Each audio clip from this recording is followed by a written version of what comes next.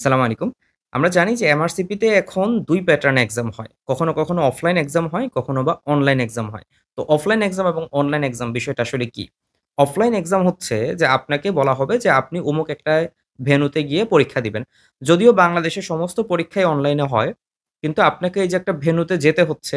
So সেই ভেন্যুতে যাওয়া এবং হচ্ছে সেইখানে আপনাকে ভেরিফিকেশন করা। এরপরে আপনি হচ্ছে ল্যাপটপে বসে যে এক্সামটা দিচ্ছেন, এটাকে আমরা বলে থাকি হচ্ছে অফলাইন এক্সাম। অফলাইন এক্সামে সুবিধা হচ্ছে যে আপনাকে কোন রকম দায়ভার নিতে হচ্ছে না। আপনি একদম মনের আনন্দে গিয়ে এক্সাম দিতে পারছেন। সো আপনার কাজ হচ্ছে এক্সাম সেন্টার পর্যন্ত পৌঁছানো। বাকি সমস্ত দায়িত্ব হচ্ছে কর্তৃপক্ষের। কিন্তু এখন অনলাইন এক্সাম বলতে একটা নতুন একটা প্যাটার্ন শুরু হয়েছে যেটা আমরা এমআরসিপি পার্ট 2 ২০২৫ এর একদম ফার্স্ট ডায়েট থেকেই অনলাইন এক্সাম ছিল। সো অনলাইন এক্সামে আসলে বিষয়টা কি হয়? অনলাইন এক্সামে হচ্ছে আপনি একদম আপনার বাসায় বসে বা আপনার নিজস্ব প্রিয় যেকোনো প্লেসে বসে আপনি কিন্তু এক্সাম দিতে পারছেন। তাহলে অনলাইন এক্সাম দেওয়ার আগে আপনাকে কি প্রিরিকুইজিট মেনে চলতে হবে বা কি জিনিস আপনাকে এনশিওর করতে হবে যেন আপনি খুব ভালোভাবে একটা অনলাইন এক্সাম দিতে পারেন। তো ১ম কথা হচ্ছে আপনাকে একটা স্পেস সিলেক্ট করতে হবে যে আপনি কোন স্পেসে পরীক্ষা দিবেন।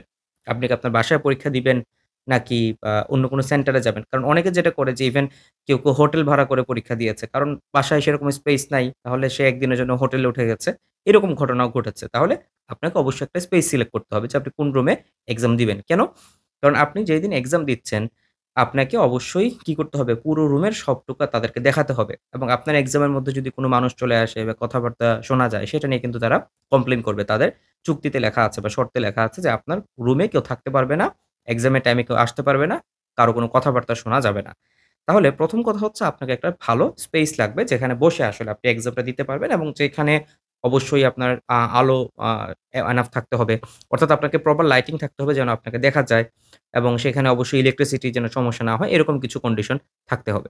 আচ্ছা, এরপরে আপনার আসলে কি লাগবে? সো যেহেতু আপনি এক্সাম দিচ্ছেন তাহলে এক্সামটা সাধারণত ল্যাপটপে হয়ে থাকে। আমরা জানি যে এমআরসিপি পার্ট 1 অফলাইন সেন্টারেও কিন্তু ল্যাপটপে এক্সাম হয়। এখানেও একই সিস্টেম। হয় আপনাকে একটা ল্যাপটপ লাগবে অথবা ম্যাক লাগবে অথবা পিসি লাগবে। এই ৩ টার যেকোনো একটা আপনাকে রাখতে হবে। কোনোভাবেই আইপ্যাড বা অন্য কোনো ট্যাব বা প্যাড দিয়ে আপনি হচ্ছে এক্সাম দিতে পারবেন না। মোবাইলে তো সম্ভবই না। তাহলে আপনাকে এরকম একটা ডিভাইস কিনতে হবে। এবং সেই ডিভাইসের সাথে অবশ্যই ২ টা জিনিসকে আপনাকে এনশিওর করতে হবে। একটা হচ্ছে ওয়েবক্যাম আছে কিনা? যেমন অনেকের পিসির সাথে ওয়েবক্যাম থাকে না। তাহলে আপনার একটা ওয়েবক্যাম অ্যাটাচ করতে হবে এবং এখানে মাইক্রোফোন সিস্টেমটা কাজ করে কিনা? এই ২ টা জিনিস আপনাকে এনশিওর করতে হবে। তাহলে এটা হচ্ছে আপনার ডিভাইস ইস্যু। এই ডিভাইসটা চলার জন্য কি লাগবে? স্টেবল একটা ইন্টারনেট কানেকশন লাগবে। সো কেউ মডেম ইউজ করে, কেউ হয়তোবা ওয়াইফাই ইউজ করে। তো ওয়াইফাই এর একটা সমস্যা হতে পারে যেটা যে ওয়াইফাই যেকোনো মুহূর্তে কারেন্ট চলে গেলে ওয়াইফাই চলে যায় আমরা জানি। তো কারেন্ট চলে গেলে যেন ওয়াইফাই চলে না যায় সেই কারণে কিন্তু অনেকে ওয়াইফাই এর সাথে একটা আলাদা ডিভাইস পাওয়া যায়। সেটার নাম হচ্ছে ইউপিএস। আপনি যদি দারাজ বা অন্য যেকোনো অনলাইন শপ থেকে আপনি WGP ইউপিএস লিখে সার্চ করেন তখন দেখবেন যে আপনার যে রাউটার এবং রাউটারের সাথে যে ডিভাইসটা আছে এগুলাকে কানেকশন দেওয়ার জন্য একটা ইউপিএস পাওয়া যায় এবং এটা একদম নিরবিচ্ছিন্নভাবে আপনাকে ইন্টারনেট কানেকশন দিবে। সো এটা আপনার কারেন্ট চলে গেলেও কিন্তু সমস্যা নাই এবং এটা প্রায় ৭ থেকে ৮ ঘন্টা ইভেন ১০ থেকে ১২ ঘন্টাও ব্যাকআপ দিতে পারে। তো আপনারা যদি বাসায় পরীক্ষা দেন এবং ওয়াইফাই এ পরীক্ষা দেন, ওয়াইফাই এর সুবিধাটা যেটা যে ওয়াইফাই যেহেতু আপনার ব্যান্ডউইথ স্পিডটা বেশি তাহলে আপনি একটা স্টেবল ইন্টারনেট কানেকশন পেয়ে থাকেন। এই জিনিসটা আরকি এখানে সুবিধা হয় এবং আপনি যখন ইউপিএস ব্যবহার করবেন তাহলে কারেন্ট চলে গেলেও সমস্যা নাই। এবং এর পাশাপাশি আপনাকে এনশিওর করতে হবে। অনেক সময় দেখা যায় যে ওয়াইফাই মেইনটেন্যান্স কাজের জন্য বা কোনো কেবল কানেকশনের সমস্যার কারণে ওয়াইফাই নাও থাকতে পারে। সো অবশ্যই পরীক্ষার সময় আপনি একটা ওয়াইফাই তো রাখবেনই। ওয়াইফাই এর সিস্টেম তো থাকবেই। কিন্তু আপনি মোবাইলে এনাফ ডেটা কিনে রাখবেন অথবা আপনি মডেম কিনে রাখবেন যেন আপনি যেকোনো মুহূর্তেই যখন আপনার কানেকশনটা চলে যাচ্ছে, আপনি যেন সাথে অন্য একটা কানেকশন এখানে ব্যবহার করতে পারেন। এরপরে আপনার যেটা গুরুত্বপূর্ণ সেটা হচ্ছে যে আপনার ল্যাপটপটা বা যদি ল্যাপটপ হয়ে থাকে বা পিসিও হয়ে থাকে সেটার জন্য আপডেটেড সফটওয়্যার থাকে। কারণ আপনি এক্সাম শুরু করলেন, কমনলি উইন্ডোজে যে জিনিসটা হয় হঠাৎ করে দেখবেন যে আপনার পিসি রিস্টার্ট করবে। কেন পিসি রিস্টার্ট করবে? কারণ এখন সে আপডেট নিয়ে ফেলেছে। সো আপনাকে চেক করতে হবে যে আপনার এক্সামের আগে যেন কোন রকম আপডেট যেন আপনার না আসে। বিশেষ করে পরীক্ষার সময়। ম্যাকে সাধারণত এটা হয় না কিন্তু ল্যাপটপ বা পিসিতে এটা হতে পারে। হলে কিন্তু আপনার মোটামুটি ১০ থেকে ১৫ মিনিট সময় লস হয়ে যাবে। তাহলে এই হচ্ছে আপনার প্রিরিকুইজিট। এরপরে আপনি এক্সামের আগে আসলে আপনাকে প্রসেসটা কিভাবে হবে? আপনাকে তারা একটা মেইল করবে। মেইল করে তারা বলবে যে আপনার সিস্টেম চেক দেওয়ার জন্য। তো আপনাকে পেপার 1 এর জন্য একটা সিস্টেম চেকের মেইল দিবে। পেপার 2 এর জন্য একটা সিস্টেম চেকের মেইল এবং লিঙ্ক দেওয়া হবে। তো সেই লিঙ্কে যখন আপনি ক্লিক করবেন, উনাদের একটা অ্যাপ আছে। সেই অ্যাপের নাম হচ্ছে প্রক্টর এক্সাম। Proctor exam. তো সেই প্রক্টর এক্সাম অ্যাপটা আপনি হচ্ছে ডাউনলোড করবেন ল্যাপটপে বা মেকে বা যেখানেই হোক। ডাউনলোড করার পরে সেটা অটোমেটিক্যালি চেক করবে যে আপনার মাইক্রোফোন ঠিক আছে কিনা, ক্যামেরা ঠিক আছে কিনা। প্রত্যেকটা জিনিস আপনি হচ্ছে ক্লিক করে চেক করবেন। স্পিকার ঠিক আছে কিনা। চেক করার পরে এরপর দেখবে যে আপনার ইন্টারনেট কানেকশনটা স্টেবল কিনা। তাদের জন্য যতটুকু রিকোয়ারমেন্ট সেই অনুযায়ী আছে কিনা। যখন সেই অনুযায়ী তারা পাবে তখন বলবে যে ওকে আপনার সিস্টেম ঠিক আছে। তো এরকমভাবে পেপার 1 এবং পেপার 2 এর জন্য ২ টা সিস্টেম চেক দেওয়া হবে। সিস্টেম চেক দেওয়ার পরে আপনার এক্সামের অ্যারাউন্ড 24 টু 36 আওয়ার আর্লি আপনাকে হচ্ছে একটা মেইল দেওয়া হবে। সেই মেইলের মধ্যে আপনার মূল এক্সামের কোয়েশ্চেন যে পেপার সেটা পেপার 1 এবং পেপার 2 এর লিঙ্ক দেওয়া থাকবে। আপনি সেই লিঙ্কে ক্লিক করতে পারবেন। ক্লিক করে ঢুকে থাকতে পারবেন। আপনি আবার সিস্টেম চেকআপটা কমপ্লিট করতে পারবেন। কিন্তু মূল পরীক্ষা শুরু করার আগে আপনার একটা কোড দরকার হবে। তো সেই কোডটা হচ্ছে আপনাকে তারা বলে দিবে। কিভাবে বলে দিবে? প্রক্টর অ্যাপ মানে প্রক্টর এক্সাম যে অ্যাপটা আছে, এইটার ভিতরে আপনাকে ঐখান থেকে মনিটর করা হবে। সো মনিটর করার জন্য ঐখান থেকে প্রক্টররা থাকবে। তারা টোটাল টাইম তারা হচ্ছে আপনার তো ক্যামেরা অন থাকবে। আপনার ফুল স্ক্রিন শেয়ার করে দেখাইতে হবে। সো ক্যামেরা অন থাকলো এবং স্ক্রিন শেয়ার থাকলো এর মাধ্যমে তারা হচ্ছে আপনাকে মনিটর করবে। এবং যদি তাদের কিছু জানা দরকার হয় তাহলে তারা সেটা জানার চেষ্টা করবে। এদের নিয়ম হচ্ছে যেটা যে আপনি ১ম এ এক্সামে বসবেন। বসার পরে আপনার এনআইডি অথবা পাসপোর্ট আপনার সাথে রাখবেন। ক্যামেরার সামনে এটা শো করবেন। তাহলে সেটা মিলাবে। আপনার ছবি এবং হচ্ছে আপনার এনআইডি বা পাসপোর্ট যেটা আপনি একদম ওয়েল ইলুমিনেটেড একটা এরিয়াতে তো অবশ্যই থাকবেন। সো আপনার এটা যখন তারা দেখবে, দেখার পরে তারা এটা ভেরিফাই করবে।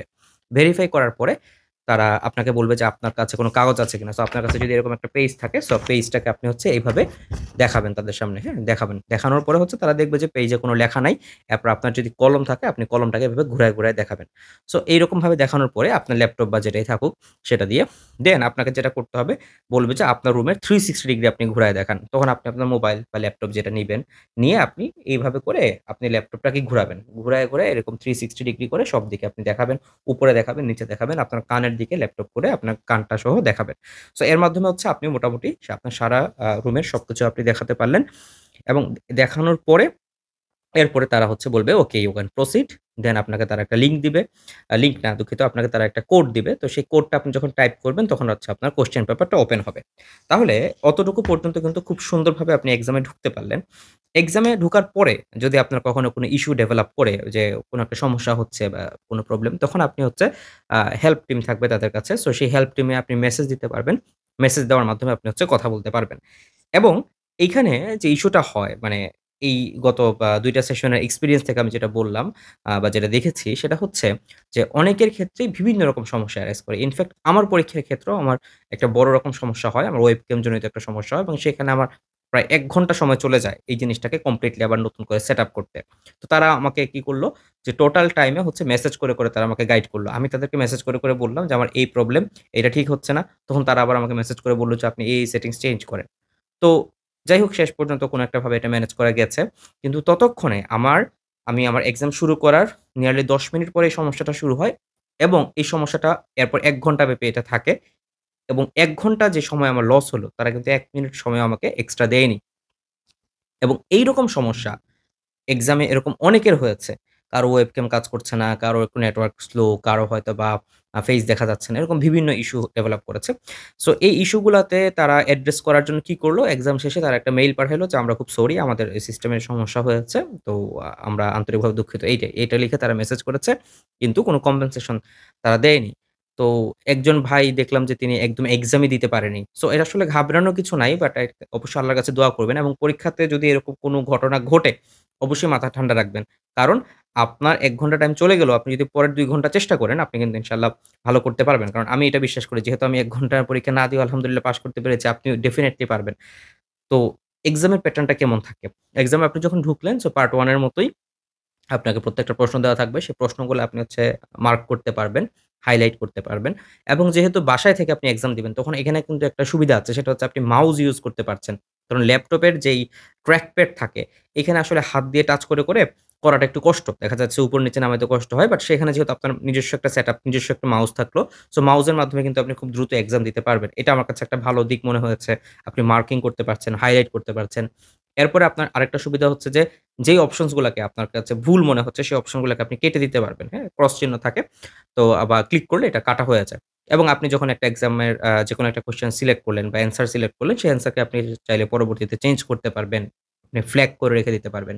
আর এমআরসিপি পার্ট 2 তে যেহেতু বিভিন্ন রকমের এক্স-রে থাকে, ইসিজি থাকে বা বিভিন্ন রকম ছবি থাকে। সো সেই পিক্টোরিয়াল গুলাকে তারা আলাদা একটা ফাইল অপশন একটা ছোট একটা ফাইলের আইকন দেওয়া থাকে। সেই ফাইলে ক্লিক করলে এই ফাইলটা হচ্ছে বড় আকারে আসে, ছবিটা বড় আকারে আসে। তখন সেখান থেকে দেখে আপনি হচ্ছে ডায়াগনোসিস করতে পারেন। তাহলে অনলাইন এক্সামের ভালো দিক যেটা সেটা হচ্ছে আপনি একদম কমফোর্টেবল ভাবে আপনার বাসায় আপনি বসে এক্সাম দিতে পারছেন। এবং এখানে আপনার কোনো হ্যাসেল নিতে হচ্ছে না, ট্রান্সপোর্ট কোনো কস্ট হচ্ছে না বা ট্রান্সপোর্টের জন্য আপনার কোনো সময় যাচ্ছে না। আপনার নিজস্ব সেটআপে আপনি এক্সাম দিতে পারছেন। এটা হচ্ছে ভালো দিক। খারাপ দিক হচ্ছে যে যখন আসলে অনলাইনের এই ইস্যু গুলা হয় তখন বাংলাদেশের সাপেক্ষে আসলে অনেক সময় ইন্টারনেট ইস্যু গুলা থাকে। সো এই ইস্যু গুলাকে মাথায় রেখে আপনার ল্যাপটপটাকে অবশ্যই আপনি আপডেটেড রাখবেন এবং চেষ্টা করবেন যত ভালো ব্র্যান্ডের যদি কোনো ল্যাপটপ আপনি ব্যবহার করতে পারেন সেটা বেটার। কারণ সেই ক্ষেত্রে আসলে ল্যাপটপ ক্র্যাশ করার সম্ভাবনা কিন্তু নাই। কারণ একবার আপনি যখন একটা এক্সামে ঢুকে যাচ্ছেন তখন সেখান থেকে আর বের হতে পারছেন না। আর এছাড়া আপনাদের মনে আরো কিছু প্রশ্ন থাকতে পারে যে, আমি এক্সামের টাইমে যদি ওয়াশরুমে যেতে চাই তাহলে কি করব? ওয়াশরুমে যেতে গেলে আপনি প্রক্টরকে মেসেজ করবেন যে, "আমি এখন ওয়াশরুমে যেতে চাই। আমি কি যেতে পারি কিনা?" তখন সে বলবে, "ওকে, তুমি যেতে পারো।" তো ঠিক একইভাবে আপনি আপনার সিট থেকে উঠার আগে অবশ্যই আপনি প্রক্টরকে মেসেজ করে নিবেন। যেমন আমার এক্সাম চলাকালীন দেখা গেল যে সন্ধ্যা হয়ে গেল। তো লাইট কমে যাচ্ছিল। তো আমাকে মেসেজ করল যে, "আপনার লাইটটা জ্বালান।" তখন আমি বললাম যে, "আমি কি উঠে লাইট জ্বালাতে পারি কিনা?" তখন বলছে যে, "ইয়েস, আপনি পারেন।" তখন আমরা এরকম উঠে লাইট জ্বালালাম। এবং আরেকটা বিষয় হচ্ছে যে গত আ ১ম ডায়েটে তখন তাদেরকে ২ টা ডিভাইস রাখতে বলা হয়েছিল। একটা হচ্ছে ল্যাপটপ এবং একটা হচ্ছে মোবাইল। সো মোবাইলটা হচ্ছে ল্যাটারালি রাখতে হয় এবং ল্যাটারাল থেকে আপনাকে অবজার্ভ করবে এবং হচ্ছে ল্যাপটপটা হচ্ছে সামনে রাখতে হইতো। কিন্তু আমরা যখন এইবার এক্সাম দিলাম আমাদেরকে বলা হয়েছে আপনাদের ২ টা ডিভাইস দরকার নাই। আপনাদের একটা ডিভাইস দিলেই হবে। তো আগেরবার যেটা ছিল যে মোবাইল যখন রাখতে হতো মোবাইলটাকে আপনি চার্জে লাগায় রাখবেন। মোবাইলের মধ্যে প্রক্টর এক্সাম অ্যাপটা আপনি ইনস্টল করে রাখবেন। তো সেই প্রক্টর এক্সাম অ্যাপের মাধ্যমে আপনাকে হচ্ছে মনিটর করা হবে। তো আপনার পরীক্ষার সময় ২ টা অ্যাপও ব্যবহার করতে হইতে বলতে পারে। এটা তাদের আসলে ইচ্ছা। তারা যদি তাদের পলিসি চেঞ্জ করে তাহলে সেটা হবে আরকি। বাট প্রক্টর এক্সাম অ্যাপের মধ্যে এরকম সেটআপ দেওয়া আছে যে তারা কখনো যদি চায় আপনাকে মোবাইল দিয়ে ল্যাটারালি আরেকটা স্ক্রিন আপনাকে এড করতে বলতে পারে। তবে এমনিতে পরীক্ষার হলে আসলে মোবাইল নেওয়া নিষিদ্ধ। সো যেহেতু আপনি বাসায় থাকবেন, আপনার টেবিলে যদি ড্রয়ার থাকে, আপনি কিন্তু ড্রয়ারের মধ্যে মোবাইল রেখে দিতে পারবেন। তারা বলবে না যে আপনি আপনার ড্রয়ার খুলে দেখান বা এরকম করেন। আর এছাড়া ওয়াশরুমে যাওয়া যাবে। ইভেন আপনি যদি একটু ২-৩ মিনিট সময় নিয়ে নামাজও পড়তে চান। কারণ পরীক্ষার মাঝখানে তো আসলে নামাজের একটা সময় চলে আসে। সো আপনি নামাজ পড়ে নিতে পারবেন। তবে আপনি যদি পরীক্ষার গ্যাপে আপনি তো আপনার বাসায় যেহেতু আছেন সুতরাং আপনার খাওয়া-দাওয়া এবং হচ্ছে নামাজ পড়াটা আরো বেশি সহজ হয়ে যাবে। তো আশা করছি ইনশাআল্লাহ অনলাইন এক্সাম দিলেও আপনাদের কোন রকম কোন সমস্যা হবে না। স্টিল আপনাদের যদি অনলাইন এক্সাম নিয়ে আর কোন প্রশ্ন থাকে অবশ্যই আমাকে জানাবেন। আসসালামু আলাইকুম। আল্লাহ হাফেজ।